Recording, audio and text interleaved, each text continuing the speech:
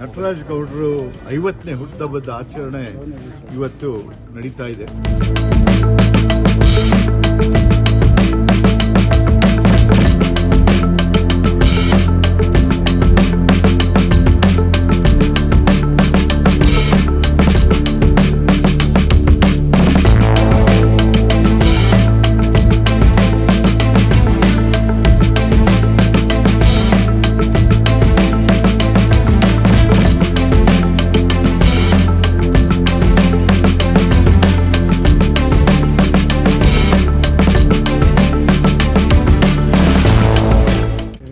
ಮೊದಲನೇದಾಗಿ ನಟರಾಜ್ ಗೌಡರು 50ನೇ ಹುಟ್ಟುಹಬ್ಬದ ಆಚರಣೆ ಇವತ್ತು ನಡೀತಾ ಇದೆ.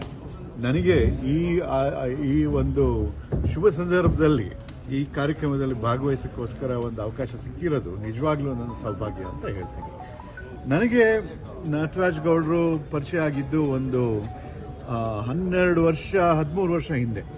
ಸೊ ಅವಾಗಲೇ ನನಗೆ ನೋಡಿದ ತಕ್ಷಣನೇ ಏನಪ್ಪ ಇವ್ ಭಾಳ ಒಳ್ಳೆ ಡೈನಾಮಿಕ್ ಲೀಡರು.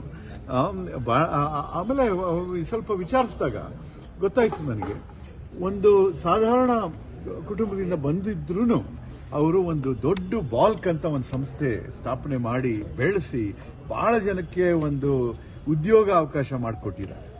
ಅದೇ ಥರ ರಾಜಕೀಯದಲ್ಲೂ ಗ್ರಾಸ್ ರೂಟ್ಸಿಂದ NSUI ಯೂತ್ ಕಾಂಗ್ರೆಸ್ಸಿಂದ ಬೆಳೆದು, ಇನ್ಫ್ಯಾಕ್ಟ್ ಅವಾಗ ಮೀಟ್ ಮಾಡಿದಾಗ ನೀವೆಲ್ಲ ಇನ್ನೂ ಯೂತ್ ಕಾಂಗ್ರೆಸ್ನಲ್ಲಿ ಇದ್ರಿ.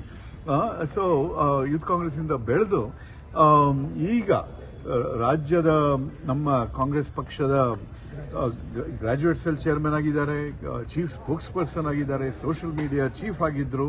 ಅದೇ ಥರ ಈಗ ಕಾಂಪೋಸ್ಟ್ ಕಾರ್ಪೊರೇಷನ್ ಅಧ್ಯಕ್ಷರು ಆಗಿದ್ದಾರೆ.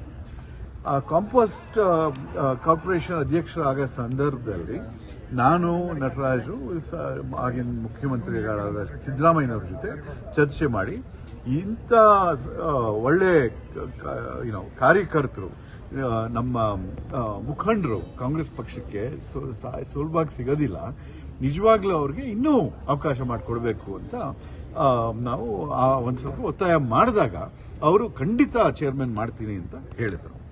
ಆದರೆ ನಾವು ಹೋಗಿದ್ದ ಸಮಯದಲ್ಲಿ ಎಲ್ಲ ಚೇರ್ಮನ್ಶಿಪ್ಸ್ ಅಲಾಟ್ ಆಗೋಗ್ಬಿಟ್ಟಿತ್ತು ಬೇರೆಯವ್ರಿಗೆ. ಅಂಥ ಪರಿಸ್ಥಿತಿಯಲ್ಲಿ ಈ ಕಾಂಪೋಸ್ಟ್ ಕಾರ್ಪೊರೇಷನ್ ಬಂತು. ನಾನು ಕೇಳಿದೆ, ತಗೊಳ್ತೀರಾ, ಇದರಲ್ಲಿ ಅಷ್ಟೇನು ಇದಿಲ್ಲ. ಆವಾಗ ನಟರಾಜ್ ಹೇಳಿದ್ರು, ನೋಡಿ ಯಾವುದಾದ್ರೂ ಸಿಗಲಿ, ನಮಗೆ ಕೈಗೆ ಬಂದ ಮೇಲೆ ನಾವು ನಮ್ಮ ಸಾಮರ್ಥ್ಯ ತೋರಿಸ್ತೀವಿ.